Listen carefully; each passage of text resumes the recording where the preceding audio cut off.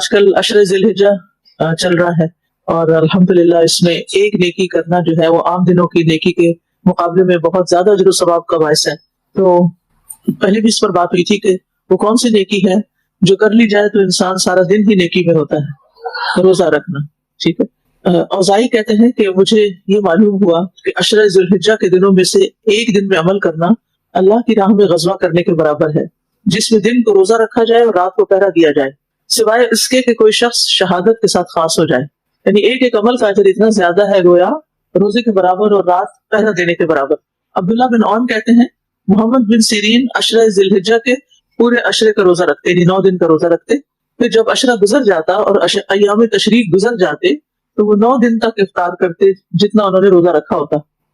اور مجاہد جو تھے وہ بھی اسی طرح ان دنوں کے پورے عشرے کے روزے رکھتے، اور دیگر لوگ بھی اس کے روزے رکھتے۔ تو اگرچہ گرمی کے دن ہیں لیکن اگر ہو سکے تو تجربہ کریں۔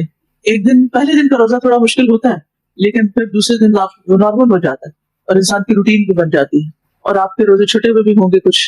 ہر انسان کو کوئی نہ کوئی، اور خاص طور خواتین کے لیے تو یہ مسائل ہوتے ہی ہیں، تو یہ بہترین دن ہے کہ آپ اپنے قضا روزے رکھ لیں، کیونکہ اس سے آپ کے قضا بھی پورے ہو جائیں گے، اور ان دنوں میں رکھنے کے لیے ان دنوں میں رکھنے کی وجہ سے اجر و ثواب بھی زیادہ ہو جائے گا۔ ٹھیک ہے، نحمده ونصلي على رسوله الكريم، اما بعد، فاعوذ بالله من الشيطان الرجيم، بسم الله الرحمن الرحيم، رب اشرح لي صدري ويسر لي امري واحلل عقدة من لساني يفقهوا قولي، فاستجبنا له ونجيناه من الغم وكذلك ننجي المؤمنين۔ بس ہم نے اس کی دعا قبول کر لی اور اسے غم سے نجات دے دی، اور ہم ایمان والوں کو اسی طرح نجات دیا کرتے ہیں۔ اللہ سبحانہ وتعالیٰ نے قرآن مجید میں بہت خوبصورت انداز میں یونس علیہ السلام کا واقعہ بیان کیا ہے، اور ذنون یعنی یونس علیہ السلام کو اچھی تعریف کے ساتھ یاد کیا ہے، ان کی تعریف بیان ہوئی ہے۔ یعنی ویسے تو ان کا نام یونس ہے، لیکن پیار سے ان کو کیا کہا گیا ہے؟ وذنون۔ یہ آیت جو ہے یہ سورۃ الانبیاء کی آیت نمبر 88 ہے۔ اور مچھلی والے کو، مچھلی والا جب وہ غصے سے بھرا ہوا چلا گیا یعنی اپنی قوم سے، بس اس نے سمجھا کہ ہم اس پر گرفت تنگ نہ کریں گے، تو اس نے اندھیروں میں پکارا کہ تیرے سوا کوئی معبود نہیں، تو پاک ہے، یقیناً میں ظلم کرنے والوں میں سے ہو گیا ہوں۔ تو ہم نے اس کی دعا قبول کر لی اور اسے غم سے نجات دی، اور اسی طرح ہم ایمان والوں کو نجات دیتے ہیں۔ یہ ایمان والوں کو اللہ تعالیٰ غم سے نجات دیتا ہے۔ آپ میں سے کبھی کسی کو غم کا کوئی تجربہ ہوا؟ اس کو نہیں ہوا، سبھی کو ہوا، یہ زندگی کا ایک حصہ ہے۔ لیکن جب غم لاحق ہو جاتا ہے تو پھر ہمیں یہ سمجھ نہیں آتی کہ غم کا علاج کیسے کریں، جبکہ غم کا علاج قرآن مجید میں موجود ہے۔ غم لاحق ہوتا ہے کسی حادثے کے پیش آنے پر، بیماری پر، وفات پر، کچھ کھو جانے پر، کچھ ناپسندیدہ چیز کا سامنا کرنے پر۔ تو جب ایسا ہوتا ہے تو پھر انسان پریشان ہو جاتا ہے اور اس کو کچھ سوچتا نہیں، اور بعض اوقات وہ اللہ تعالیٰ کی نافرمانی کے کام کرنے لگتا ہے، جو ہم سب کی کمزوری ہے۔ تو ایسے میں انسان کو کیسے نجات مل سکتی ہے؟ نمبر 1، اللہ تعالیٰ کی تسبیح بیان کرتے، لا الہ الا انت سبحانک، اور نمبر 2، اپنی غلطی کا اعتراف کر کے، انی کنت من الظالمین۔ تو اس سے کیا پتہ چلتا ہے کہ جو شخص غم کی حالت میں یہ کلمہ پڑھے گا، اللہ سبحانہ تعالیٰ اس کو غم سے نجات عطا کرے گی۔ تو نیکسٹ ٹائم یاد رکھیے گا یہ بات کہ کوئی بھی ناپسندیدہ چیز زندگی میں آئے جو ہمیں ذہنی طور پر بیمار کرے، قلبی طور پر بیمار کرے، جسمانی طور پر، کیونکہ غم اور دکھ اور پریشانی انسان کو جسمانی بیماریوں میں بھی مبتلا کر دیتے ہیں۔ آج یہ بات تحقیق شدہ ہے کہ سٹریس، پریشانی اور غم جو ہے وہ انسان کو بیمار کر دیتا ہے، ہارٹ اٹیک کا سبب بتایا جاتا ہے، کینسر کا سبب بتایا جاتا ہے، اور اسی طرح دیگر بیماریاں۔ تو بہرحال حضرت یونس علیہ السلام جب قوم سے ناراض ہو کر چلے گئے، اللہ تعالیٰ کے عذاب کی دھمکی دے کر، اللہ کا حکم آئے بغیر ہی چلے گئے، اور یہ سمجھا انہوں نے اللہ نقدر علیہ کہ ہم ان کو تنگی میں مبتلا کر کے یا ان کے اس عمل پر ان کی گرفت نہیں کریں گے۔ بہت دفعہ ایسا ہوتا ہے نا کہ ہم کچھ ایسا کر لیتے ہیں جو اللہ تعالیٰ کی مرضی کے مطابق نہیں ہوتا، لیکن ہم ساتھ ہی اپنے دل کو کیا تسلی دیتے ہیں؟ اچھا کوئی بات نہیں، کچھ نہیں ہوتا۔ بہت دفعہ ایسا کرتے ہیں، اچھا کچھ نہیں ہوتا، پھر کیا ہوا؟ لیکن غلط بات تو غلط بات ہی ہے نا، گناہ کا کام تو گناہ کا کام ہی ہے نا، جس چیز سے اللہ نے منع کیا اس سے منع ہونا چاہیے نا۔ تو پھر لیکن ہم کمزور ہیں، ہم پھر پھسل جاتے ہیں۔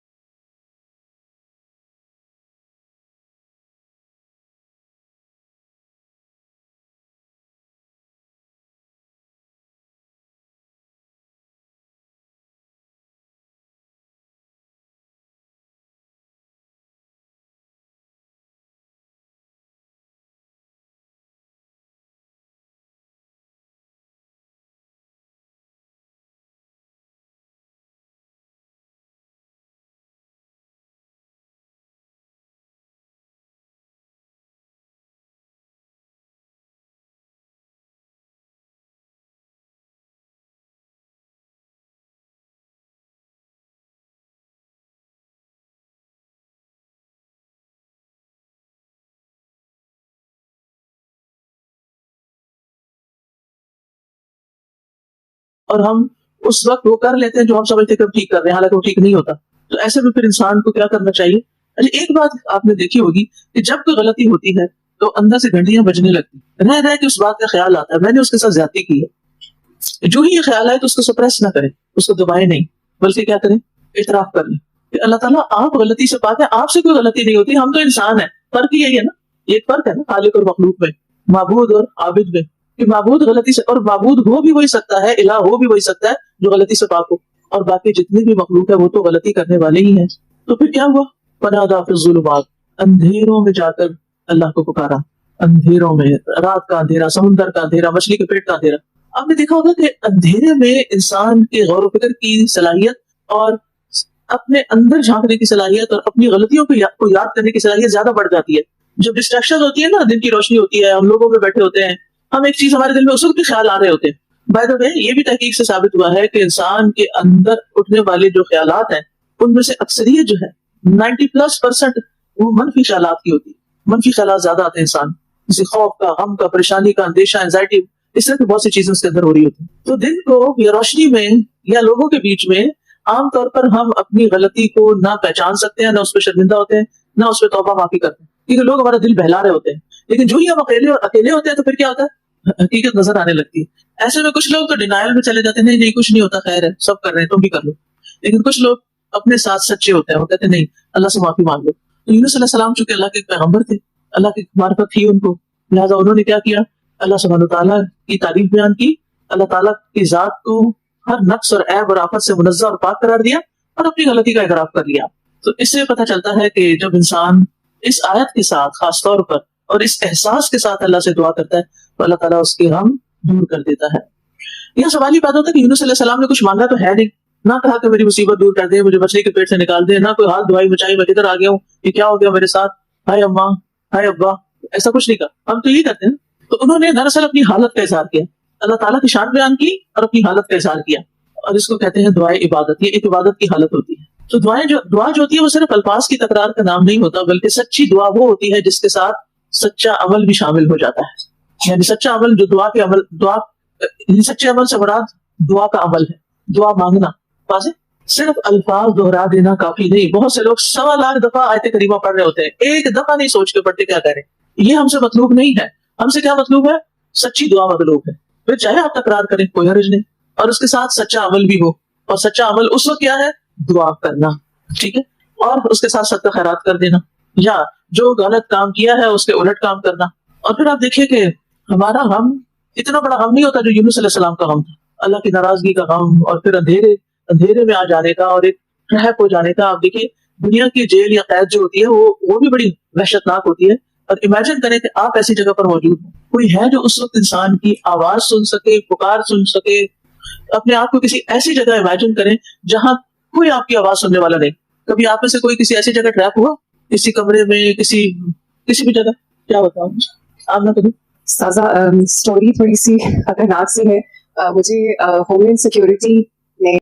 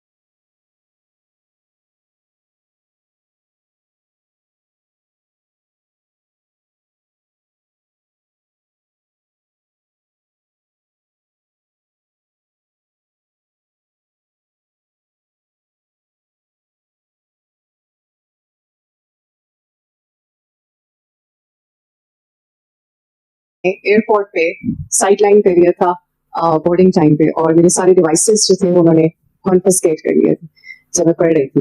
اور وہ سچویشن لائف میں مجھے لگتا ہے کہ وہ مچھلی کا ویٹ تھا میرے لیے، کیونکہ فلائٹس میں میرا ویٹ نہیں کرنا تھا، اور میں اکیلی تھی. میری ایک فرینڈ چھوڑ کے ایئرپورٹ پہ جا چکی تھی، اور رات کا ٹائم تھا، اور شہر میں کوئی اور نہیں تھا جس کو کال کر سکتی. اور میں نے ان سے پوچھا کہ آپ مجھے فلائٹ دوسری بک کر کے دیں گے, تو انہوں نے کہا کہ نہیں, اور وہ کچھ بھی کر سکتے تھے. لیکن یہ کلمہ مجھے یاد ہے کہ زبان پہ جاری ہوا اس وقت اللہ کی رحمت سے. اللہ نے کمپوزر دیا اور میں نے ریزسٹ نہیں کیا. میں نے کہا what ever you need you can have, just let me go. اور مجھے یاد ہے کہ وہ فلائٹ تھی کہ میں دروازے سے ایک اسٹیپ ان کیا میں نے, اور پیچھے سے میں نے دروازہ بند کر دیا. یعنی میں 10 سیکنڈ اور مزید نہ پہنچتی تو فلائٹ پہ ویٹ نہیں کرنا. تو میں جب بھی اس سچویشن کے بارے میں سوچتی ہوں تو مجھے لگتا ہے کہ وہ بس اللہ نے مچھلی کے پیٹ سے نکالا. اگر وہیں رہ جاتی, فلائٹ لے کر جاتی, تو پتہ نہیں کیا ہوتا. اور یہ اللہ تعالیٰ کی رحمت ہوتی ہے کہ انسان کو ایسے موقع پر ایگزیکٹلی وہی چیز, وہی دعا یاد آ جائے, انہی الفاظ میں پکارنا یاد آ جائے کہ جو اس موقع کی مناسبت سے سب سے زیادہ اپروپریٹ ہے. تو بہرحال یہ تو اللہ کا وعدہ ہے نا کہ جو مشکل وقت میں اس کو پڑھے گا اس کو نجات ملے گی. لہٰذا کیا کرنا چاہیے؟ اللہ تعالیٰ پر حسن ظن رکھنا چاہیے, پورے یقین کے ساتھ دعا پڑھنی چاہیے, اور یہ یقین رکھنا چاہیے کہ اللہ تعالیٰ سنتا ہے اور اللہ تعالیٰ دعا قبول کرتا ہے. اور پھر نہ صرف یہ کہ ایسے مواقع پر, بلکہ جہاں کہیں بھی آپ شدید تکلیف کا شکار تو اللہ تعالیٰ کو پکاریں اس یقین کے ساتھ کہ اس وقت کوئی اور میری پکار نہیں سن سکتا, نہ ہی میرے لیے کچھ کر سکتا ہے, اللہ ہی کرنے والا ہے. اور صرف مشکل وقت میں نہیں, زندگی کے عام حالات میں بھی روزانہ کا ایک طرح سے اپنا یہ عمل بنا لیں, کم از کم 10 دفعہ 20 دفعہ 100 دفعہ جتنی اللہ توفیق دے اس کلمے کو پڑھیں. اور اگر ہر دفعہ پوری توجہ سے نہ پڑھے تو ایک دفعہ ضرور اس بات کا اعتراف کریں. چلے ہم ایک دفعہ ہم سب مل کر پوری توجہ کے ساتھ اس کو پڑھتے ہیں. اپنے کسی بھی ایسے غم کو یاد کر لیں جو آپ کے دل پہ بوجھ بنا ہوا ہے, کیونکہ گناہ کا ایک بوجھ ہوتا ہے اور وہ لازماً پڑتا ہے انسان کے اوپر, اس سے چھٹکارا نہیں حاصل ہو سکتا سوائے اس کے کہ اللہ سبحانہ تعالیٰ ہی رحمت نازل کر دے. تو بہرحال انسان کا اللہ تعالیٰ کی توحید بیان کرنا, تعریف کرنا, اپنے گناہ کا اعتراف کرنا, اپنی غلطی کو مان جانا, یہ قبولیت اور مغفرت کا سبب بنتا ہے.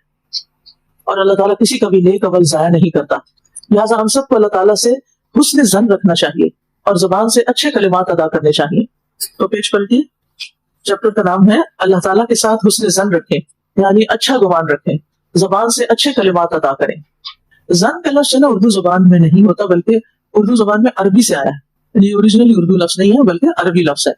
اس کے عام معنی کیا ہوتے ہیں؟ گمان, فرض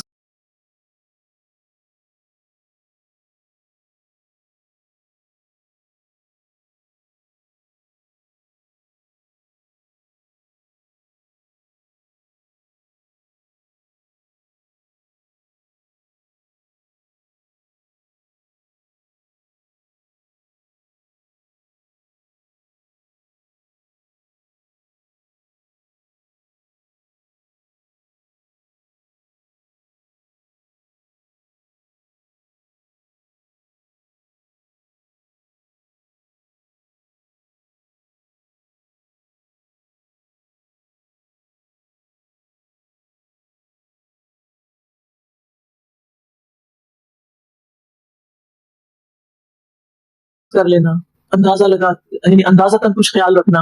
اور کسی کے بارے میں حسن ظن کا مطلب یہ ہے کہ اس کے بارے میں اچھا اور نیک خیال اور نیک گمان رکھنا. اس کا اپوزٹ ہوتا ہے سوء ظن, برا گمان کرنا. مثلا اللہ سے حسن ظن کیا ہے؟ اللہ تعالیٰ میری دعا ضرور سنے گا, اللہ مجھے غم سے ضرور نجات دے گا, اللہ میری بخشش فرما دے گا, یہ حسن ظن ہے.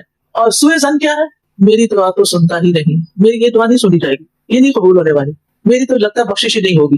یعنی ہر الٹا خیال جو ہے وہ سوء ظن میں آئے گا, یہ کام نہیں ہونے والا, بہت دعا کر لیے کچھ نہیں بنے گا. کوئی کہے میں نے بڑی دعائیں کی ہے تو انسان سوچنے لگے جو مرضی کر لے, ہونا کچھ نہیں. مایوسی نہیں. لا تقنطوا من رحمت اللہ, ان اللہ یغفر الذنوب جميعا, اللہ کی رحمت سے مایوس نہ ہو, اللہ تعالیٰ یقیناً ضرور سارے گناہ معاف کر دے گا, سارے کے سارے وہ معاف کر سکتا ہے. عمومی طور پر ہر ایک کے بارے میں اچھا گمان رکھیں, لیکن اللہ تعالیٰ کے بارے میں خاص طور پر شیطان کبھی بھی آپ کو کسی وسوسے کے ذریعے اللہ سے بدگمان نہ کرے, اللہ سے مایوس نہ کرے. اور کسی کے بارے میں بھی اچھا گمان جو ہے یہ ایک صحت مند ذہن کی نشانی ہوتی ہے, اور سوء ظن کی بنیاد ناقص معلومات ہوتی ہے. اور اگر ہم دیکھیں تو جو مثبت سوچ ہوتی ہے اس کے نتائج اچھے نکلتے ہیں, وہ اچھی فعال بھی ہوتی ہے, اچھا شگون بھی ہوتا ہے, اور اچھا گمان انسان کو اچھے کاموں کی طرف لے جاتا ہے, نیک کام کروا لیتا ہے اس سے. تو بہرحال اللہ تعالیٰ سے حسن ظن کا مطلب یہ ہے کہ اللہ تعالیٰ کے بارے میں یہ یقین رکھا جائے کہ وہ دعائیں سنتا ہے, وہ توبہ قبول فرماتا ہے, وہ بخشش فرماتا ہے, وہ پریشان حال لوگوں کی پریشانیاں دور کرتا ہے, مصیبتوں سے نجات دلاتا ہے. جب انسان کے اندر یہ یقین ہوگا تو پھر وہ کام بھی ایسے کرے گا جن سے اللہ تعالیٰ خوش ہو, کیونکہ وہ اللہ سے اچھا گمان رکھتا ہے نا. آپ جس کے بارے میں گمان اچھا رکھتے ہیں اس کے ساتھ آپ کا معاملہ کیا ہو جاتا ہے؟ پھر مثلاً اگر آپ کسی کے بارے میں یہ سمجھتے ہیں کہ یہ میرے لیے بہت مخلص دوست ہے، یہ میری بہت مخلص دوست، یہ ہمیشہ میری خیر خواہی کرتی ہے، تو پھر آپ کا رویہ اور آپ کا معاملہ کیا ہوگا اس کے ساتھ؟ جی آپ کو بھی اچھا ہوگا نا، کیا ہونا چاہیے نا کہ نہیں ہونا چاہیے؟ اگر کوئی انسان آپ کے لیے خیر خواہ ہے، آپ کے لیے اچھا چاہتا ہے، تو پھر آپ کا بھی فرض بنتا ہے کہ آپ بھی جواباً اس کے لیے اچھا ہی چاہیں۔ تو جس انسان کو یہ یقین ہوگا کہ اللہ مجھ پر ظلم نہیں کرے گا، اللہ میرے لیے جو فیصلہ کرے گا اچھا ہی کرے گا، اور اللہ اپنے بندوں پر ظلم کا ارادہ نہیں رکھتا، یہ قرآن کی روح سے، وَاللَّهُ يُرِيدُ ظُلْمًا لِلْعَالَمِينَ، اللہ جہان والوں کے ساتھ ظلم نہیں کرنا چاہتا، اللہ تعالیٰ کسی کے ساتھ ظلم نہیں کرتا۔ اگر کسی کا بھی کوئی حال خراب ہے نا اور ہم سوچیں اللہ نے اس پر ظلم کیا، نہیں، اللہ نے ظلم نہیں کیا، ہوتا یہ کہ وہ ہماری اپنی غلطی کا کوئی نتیجہ ہوتا ہے، ہمیں سمجھ نہیں آ رہا ہوتا، ہم صرف ظاہر کو دیکھتے ہیں، مثلا کسی انسان کو شدید بیمار دیکھتے ہیں تو ہم سوچتے ہیں کہ اللہ تعالیٰ نے اس کے ساتھ نعوذ باللہ اچھا نہیں کیا، اس کو اتنا بیمار کر دیا، اس کے سال میں پہنچ گئے، اس پر اللہ نے رحم نہیں کیا، نہیں یہ نہیں سوچیں، کیا سوچیں؟ ایک تو یہ کہ ہو سکتا ہے کہ اس کی اپنی کوئی غلطی یا کوئی چیز ایسی ہو جس کی وجہ سے یہ اس حال میں پہنچا ہے۔ کل میں اپنے علاج کے لیے گئی ہوئی تھی حکیم صاحب کے پاس، آغا جی ہیں نا، تو وہ علاج بالغذا کرتے ہیں، غذا سے علاج کرتے ہیں، دوائیاں بھی تھوڑی بہت دیتے ہیں، لیکن وہ کہتے ہیں کہ ہماری دوائی کوئی اثر نہیں کرے گی جب تک آپ اپنی فوڈ چینج نہیں کریں، اپنا لائف سٹائل چینج نہیں کریں گے، اپنی ایٹنگ ہیبٹس چینج نہیں کریں گے، تو آپ دوبارہ اسی بیماری میں مبتلا ہو جائیں گے۔ اگر آپ سرجری تک بھی کروا لیتے پھر دوبارہ وہی ہوگا۔ تو ہمارے سامنے ایک پیشنٹ آیا، ایک مریض آیا، ایک بچہ تھا، وہ والدین جو تھے 5 گھنٹے کی ٹریولنگ کر کے یہاں پر پہنچے تھے، اور بچہ جو تھا وہ ایک میزریبل کنڈیشن میں تھا کہ دیکھ کے رحم آ رہا تھا اس پر، تو کیا اس کے والدین پر بھی بہت ہی دل دکھی اور اداس اور پریشان۔ تو جب میں بہت غور سے ہی دیکھ رہی تھی کہ اب آغا جی اس کے ساتھ کیا کرتے ہیں، اس کو کیا ایڈوائس دیتے ہیں، اس کو کیا دوا دیتے ہیں۔ پہلے تو انہوں نے ساری کہانی بڑی دیر تک سنی کہ بچہ کیا کیا کرتا ہے، کیا اس کی مصروفیات ہیں، کہاں سے مسئلہ شروع ہوا، کہاں تک پہنچا۔ ساری بات سننے کے بعد اسے کہتے ہیں کھاتا کیا ہے، ان کا یہ لیز کھاتا، یعنی کہ انہوں نے خود ہی کہا یہ لیز کھاتا ہے، چپس ہوتے ہیں شاید کے، ان کا نہیں کھاتا۔ انہوں نے کہا یہ میں مان ہی نہیں سکتا جو بچے لیز کھاتے ہیں وہ اس نتیجے کو پہنچے۔ انہوں نے کہا کہ اچھا چلے لیز نہیں کھاتا تو اور کس شکل میں یہ آلو کھاتا ہے، تو انہوں نے کہا کہ اس یعنی سمٹمز جو ہیں وہ فوڈ کی وجہ سے ہیں۔ اچھا پھر آہستہ آہستہ اس کی والدہ جو تھی وہ مان گئی کہ یہ اس کا بھائی کبھی کھاتا ہے تو اس کے ساتھ، تو ہر وقت تو بچے ماں باپ کے سامنے نہیں ہوتے نا، اگر ایک بھائی کھا رہے تو گھر میں بالکل ہی نہ آئے چیز ہو تو اور بات ہے، اگر ایک بھائی کھا رہا ہے اور دوسرا ساتھ تو پھر تو پرہیز نہ ہوا۔ بہرحال کہنے کا خلاصہ یہ ہے کہ انہوں نے کہا کہ جب تک آپ اس کی فوڈ تبدیل نہیں کریں گے یہ ٹھیک نہیں ہو سکتا۔ اسی طرح آپ دیکھیں کہ جب تک ہم اپنی سوچ کو تبدیل نہ کریں تو ہمیں ذہنی صحت نہیں مل سکتی، اور وہ ذہنی صحت جو ہے اس کا تعلق ہمارے اعمال سے ہے، ہماری اپنی غلطیاں ہانٹ کرتی ہیں ہمیں تکلیف ہوتی ہے ان کی وجہ سے۔ تو اللہ تعالیٰ اگر کسی کو کسی ایسے امتحان میں ڈال دیتا ہے تو وہ اس پر ایک رحم ہی کی وجہ، وہ اس کے اوپر ایک رحمت ہی ہوتی ہے۔ چھوٹی چھوٹی جھٹکے لگتے ہیں، اللہ تعالیٰ ہوش میں لاتے ہیں کہ سنبھل جاؤ اپنے، بچ جاؤ،